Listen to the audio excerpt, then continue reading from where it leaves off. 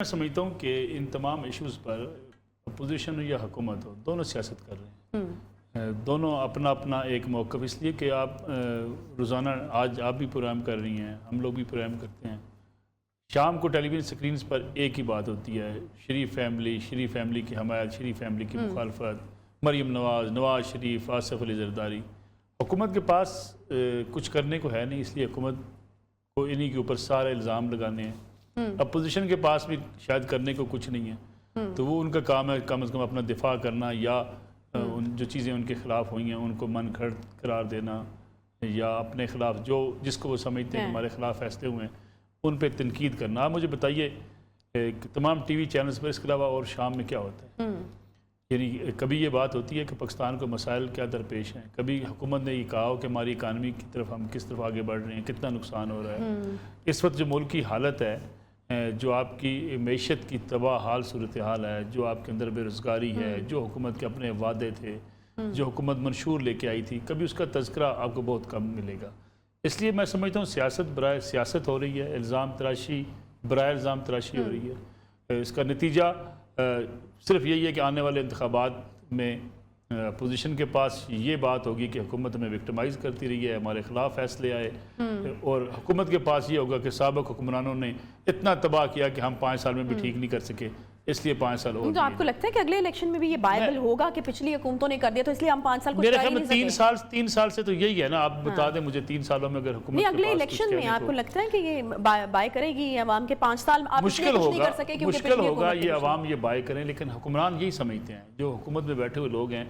वरना इमरान खान साहब वज़ीर आज़म हैं, वो सोच रहे थे ना कि आज की तकरीर भी आप देख लें किसके इर्द गिर्द घूमती रही, तो वो ये कहते कि चले हम अपनी डेवलपमेंट की तरफ जाएंगे हम, लेकिन उन्हें ये शायद सोशल मीडिया पे अपोजिशन हो या हुकूमत हो, सोशल मीडिया पे जो बैठे हुए हैं कुछ पेड लोग हैं, कुछ अनपेड हैं, वो सारे जनाब तारीफ़ों के पुल बांध रहे होते हैं या तनकीद कर रहे होते हैं। इन्हीं के इर्द गिर्द आपकी इस वक्त सियासत घूम रही है। आप सोशल मीडिया पे ट्रेंड कभी एक पार्टी चलाती है, कभी दूसरी पार्टी चलाती है, तो उसके बलबूते पे सियासत की जा रही है।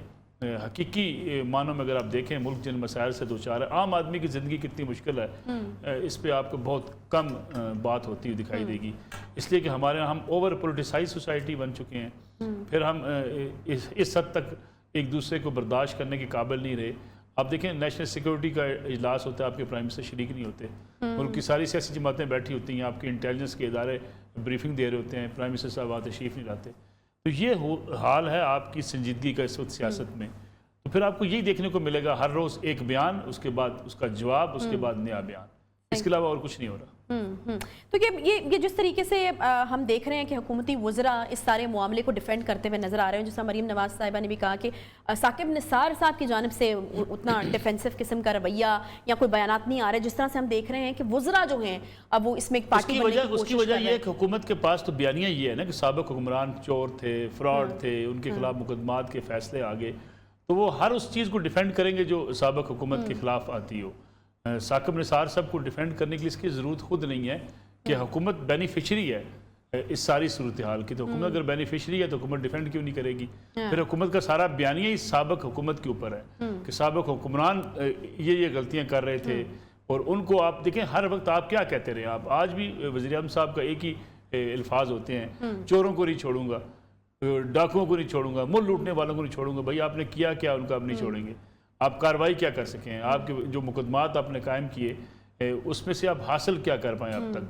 तो मेरे ख्याल में एक सियासत है, ना इसका मकसद कोई एहतसाब करना है, ना इसका मतलब कोई मुल्क की कोई डायरेक्शन ठीक करना है कि मुल्क के अंदर एक शफाफियत कायम हो, वो मकसद है नहीं। मकसद ये है कि सियासी स्लोगन देना, उसमें किस हद तक हुकूमत कामयाब होती है आने वाले इलेक्शन में, ये तो इंतखाबात ही बताएंगे। मलिक साहब मुझे ये बताइएगा कि अगर स्पेसिफिकली हम इस मामले के हवाले से बात करें तो अभी तक कोई ऐसा सीरियस एक्शन हमें नज़र नहीं आया, हालांकि बड़ी ही सेंसिटिव नौयत के इल्ज़ामात थे, इदारों के ऊपर इल्ज़ामात थे, फिर एक ट्रस्ट डेफिसिट किसी सूरत हाल पैदा हो जाती है। हम देखते हैं कि ना तो नून लीग इसमें मुद्दई बन रही है, ना हुकूमत की तरफ से कोई इनिशिएटिव है, ना ही सो मोटो एक्शन लिया गया, कोई सीरियस चीज़ नहीं हो रही, सिर्फ सियासत हो रही है इस मामले के ऊपर। आपको नहीं लगता इसके अलावा और कुछ है नहीं? देखिए मैं आप बताऊँ आपको, नून लीग का ये मौक़िफ़ है कि उनके खिलाफ फैसले जो है वो दबाव के तहत करवाए गए।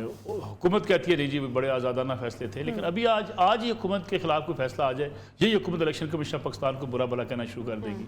यही हुकूमत जो है वो अदलिया के खिलाफ भी बातचीत करना शुरू कर देगी। आपको याद होगा जब शहबाज शरीफ साहब को रिलीफ मिला, हमजा शहबाज की जमानत हुई, तो यही वफाकी वज़रा कहना शुरू हो गए थे कि लाहौर की अदालतों से रिलीफ मिल जाता है। तब इनको अदालतों के ऊपर एतमाद नहीं था, फिर कौन सा दबाव था, फिर आप किस तरफ निशानदेही कर रहे थे। बदकिस्मती से हमारे यहाँ इदारों का भी एहतराम इसलिए उसमें कमी वाक़ई हुई है कि इदारों ने भी अपनी हदूद से तजावज़ किया है। जब आप अपनी हदूद से आप तजावज़ करते हैं, खा किसी के हक़ में हो या किसी की मुखालफत में हो, तो उससे आप के ऊपर तनकीद भी होती है, फिर आपके ऊपर सवालात भी उठते हैं। और ये अनफॉर्चुनेट पाकिस्तान में होता आया है, होता आ रहा है। आप मुझे बताइए क्यों मुस्लिम लीग नून को क्यों ये कहने का मौका मिला कि उनको विक्टिमाइज किया गया? इसलिए कि पनामा में जितने लोगों के केस आए सुप्रीम कोर्ट ने सारे साइड पे कर दिए, मियां नवाशी को पकड़ लिया। अब मियां नवाशी को ये कहने का मौका मिल गया कि उसके साथ ज्यादती की जा रही है, उनके साथ अकेले पनामा में मियां नवाशी का जिक्र तो नहीं था। फिर जब सुप्रीम कोर्ट ने GIT बनाई, सुप्रीम कोर्ट का इस्तेकाक नहीं था, तो ये सुप्रीम कोर्ट के ऊपर सवालात उठे। फिर जब सुप्रीम कोर्ट ने खुद उसकी जो GIT की जो तश्कील थी उसमें जब अपना किरदार अदा किया, फिर जब मॉनिटरिंग की खुद सुप्रीम कोर्ट ने, तो उसी वक्त आपके ये फैसले जो है वो कंट्रोवर्शियल तो हो गए थे। अब इसको कहने का मौका मिल रहा है अपोजिशन को कि ये कंट्रोवर्शियल फैसले थे, हमारे खिलाफ दबाव के तहत करवाए गए।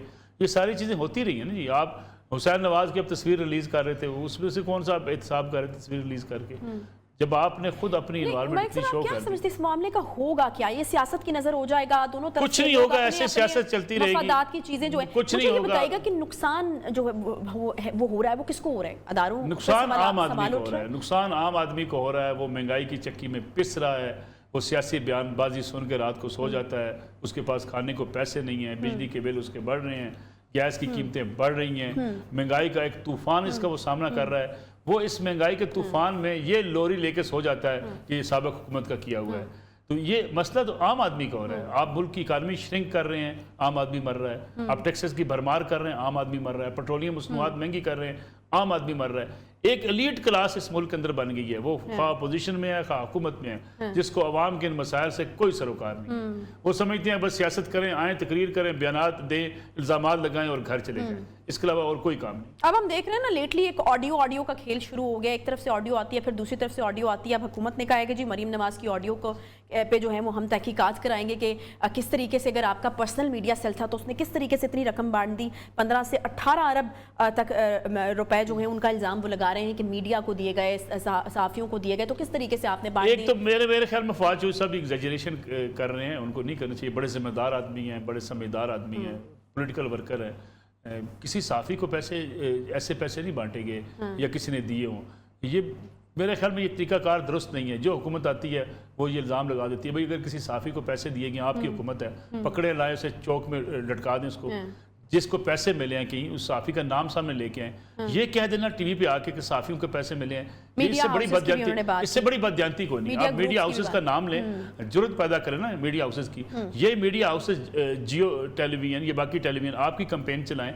उस वक्त जब तक आप इक़्तिदार में नहीं आए थे, इमरान खान साहब जलसे कर रहे थे, इक़्तिदार में आने के दिन तक उस तक ये मीडिया के गुण गा रहे थे कि ये मीडिया है जो जनाब इस वक्त कौम को, आप एंकरों को स्टेज पे खड़ा करके उनके हाथ पकड़ पकड़ के लहरा रहे थे कि ये एंकर हैं इस वक्त जो हमारा साथ दे रहे हैं। उस वक्त क्या था? जो एंकर्स आपके साथ दे रहे थे आपके स्टेज पे बैठे हुए थे। जो आप पे तनकीद करे, आपको लिफाफा साफ़ी लगता है या आपको लगता है उसने पैसे ले लिए। अगर आपने किसी ने पैसे लिए हैं उसका सबूत